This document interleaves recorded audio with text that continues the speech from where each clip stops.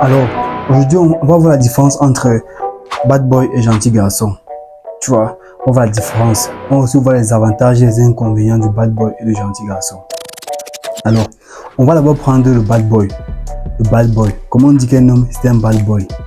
Un bad boy, c'est un homme qui agit selon lui. C'est un homme qui a de la poignée. C'est un homme qui décide de ses choix. C'est un homme qui fait ce qu'il veut. C'est celui-là qui prend sa vie en main. C'est celui-là qui est aussi confiant. C'est celui-là qui satisfait les filles. C'est celui-là que les filles admirent le plus. Un bad boy, c'est celui-là qui est capable de dire non.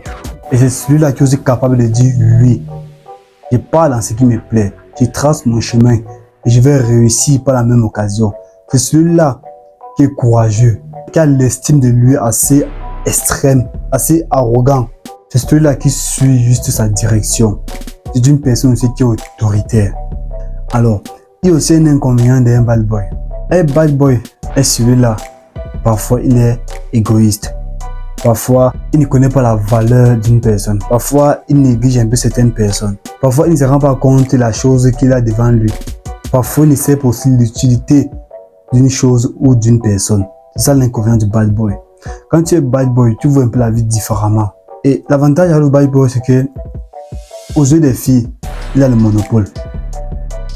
Un bad boy, sans être beau, sans avoir de l'argent, est capable de mettre les filles derrière lui, de mettre les filles à ses pieds.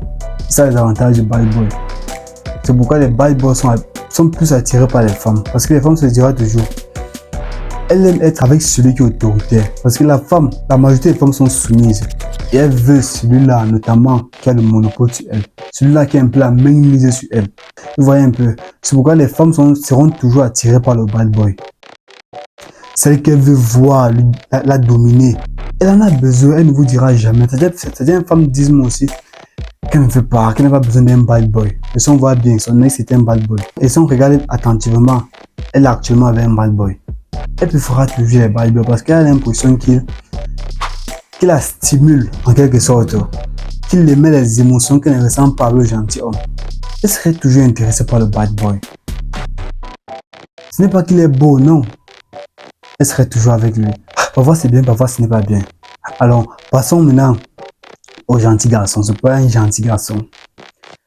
Celui-là qui n'est pas en mesure de s'affirmer. Celui-là qui est trop gentil. Celui-là qui veut le bien, qui veut son bien. Celui-là qui aime trop cajoler. Celui-là qui est trop affable. Celui-là qui aime tout faire avec jovialité. Celui-là qui s'en donne aux émotions de la femme. Celui-là qui ne comprend pas la psychologie de la femme. Celui-là qui quand une femme dit monte, il monte sans rétorquer. Ce fameux gentil garçon. Quels sont les avantages? Les avantages avec le gentil garçon, c'est que un gentil garçon, il n'aura pas les filles à ses pieds. Mais par contre, les femmes qui sont au pied du bad boy actuellement, c'est quand le bad boy va la laisser, il va maintenant regarder le gentil garçon et dire si je savais, je partais avec celui-là. C'est qu'aujourd'hui, il ne m'aura pas laissé. C'est ça la différence. Et pendant ce temps, une fille qui aura pris de l'âge et de la conscience aura pris le gentil garçon. On peut conclure que le gentil garçon est juste celui-là qui n'est pas doué pour les relations dans la jeunesse en fait. Qui n'est pas doué pour les relations dans la jeunesse. Parce que quand une femme est jeune, elle a besoin de s'amuser, elle a besoin de se divertir, elle a besoin des émotions variées, chose que le bad boy ne peut pas la procurer. Elle a besoin de cette émotion. Qu'on lui met une certaine sensation, chose que le bad boy ne peut pas lui donner. Vous voyez un peu, le gentil garçon, ses avantages, on en a déjà vu. Il est avantagé parce que il serait dû apprécier, chéri, mais au fond, on ne voudra pas rester avec lui. Tu vois, les filles seront toujours appréciées. Les filles voudront toujours le gentil garçon pour être amies avec lui. Elles voudront toujours le gentil garçon pour rester dans la friend zone. Elles voudraient toujours le gentil garçon pour rester comme compagnie, donc, comme ami de compagnie. Elle l'appellera toujours mon meilleur ami. Pourtant, lui, ce n'est pas ce qu'il voudra d'elle. Raison pour laquelle la majorité d'hommes qui sont dans la friend zone sont toujours les hommes qui n'ont pas du poignet, qui n'ont pas, en fait, ce sont les gentils garçons en fait, qui engagent généralement dans la friend zone. Ça plaît bien plus les filles et l'homme, ce n'est pas où il voudra vraiment être. qu'il voit que ça l'arrange, qu'il peut avoir une chance, il reste un peu dans le mot. Il commence à dire pourquoi pas. Il se freinzonne. C'est malheureux. Ça, l'inconvénient du gentil garçon. Et c'est malheureux. Et l'inconvénient aussi avec le gentil garçon, c'est que il n'aura jamais ce qu'il veut vraiment. Parce que l'homme est celui-là qui peut avoir ce qu'il veut. Il doit se battre pour l'avoir. Il doit chercher pour l'avoir. Et quand il reste avec une femme, il pense qu'il a eu une chance de l'avoir. Pourtant, il ne fait pas les actions pour l'avoir. Il va croire peut-être que rester avec elle, ça entre dans son sens. Alors que non, ça favorise plutôt la fille.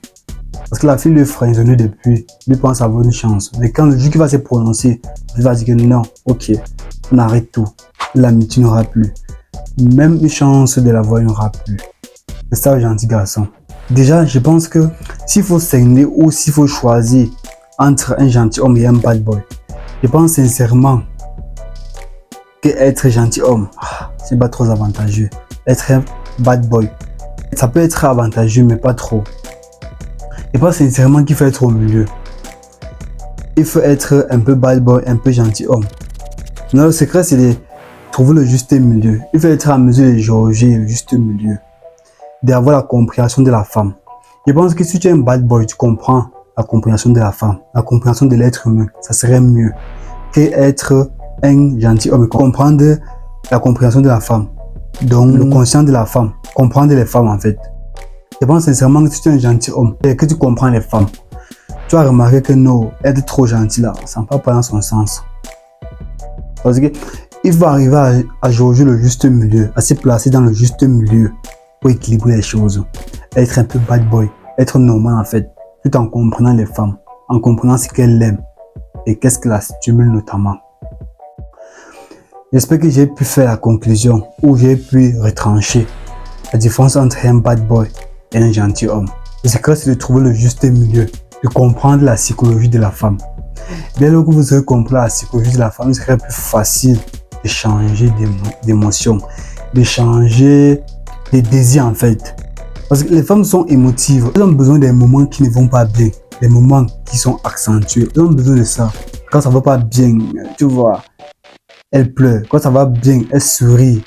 Quand ça va bien, elles sourient. Les moments sont accentués. Tu lui plais bien plus. C'est pourquoi le gentil homme n'est pas à mesure de faire cela, de jongler avec le sentiment, parce qu'il ne comprend pas encore la psychologie de la femme. Le bad boy, la majorité des bad boys ne comprennent pas la psychologie de la femme. C'est juste leur nature qui fait en sorte qu'on les appelle les bad boys. Pourtant, si tu comprends la psychologie de la femme et des êtres humains en général, en étant bad boy, c'est mieux. C'est mieux. N'hésitez pas à vous abonner et de me laisser un pouce bleu pour m'encourager à retrancher les questions qui vous troublent un peu au quotidien, les questions qui vous permettent de ne pas savoir dans quel camp vous mettre. Vous posez la question, est-ce que c'est bien d'être un bad boy ou c'est bien d'être un gentil homme? Je réponds à cette question au quotidien. Alors n'hésitez pas à vous abonner dans ma chaîne pour m'encourager à continuer à répondre à des questions cruciales pour vous aider. C'est Ronnie Frank. À très bientôt pour une nouvelle vidéo. Merci.